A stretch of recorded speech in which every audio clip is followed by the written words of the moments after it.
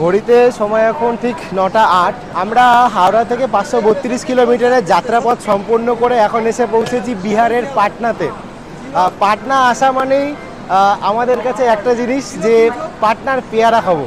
তো খুঁজে খুঁজে একটা পেয়ারার দোকান পেয়েছি, তবে পেয়ারাগুলো একটু পাকা পাকা, একটু দেখাতে বলবো সৌরভকে। এই হচ্ছে পেয়ারাগুলো পাকা পাকা হতে পারে ঠিকই, কিন্তু টাইট আছে বেশ ভালো, আমাদের ওইখানকার মতন না যে একটুখানি পাকা টিপলে একদম গলে যাবে। इसको हिंदी में क्या बोलते हैं भैया? अमरूद बोलते हैं। कितना कीमत है इसका? 120 টাকা, মানে 120 টাকা করে কিলো। আমরা এই নিয়েছি 1 কিলো। মানে পাটনা আসলে এই পেয়ারা ছাড়া যাবে না। সাইজ দেখেছেন পাটনার পেয়ারার?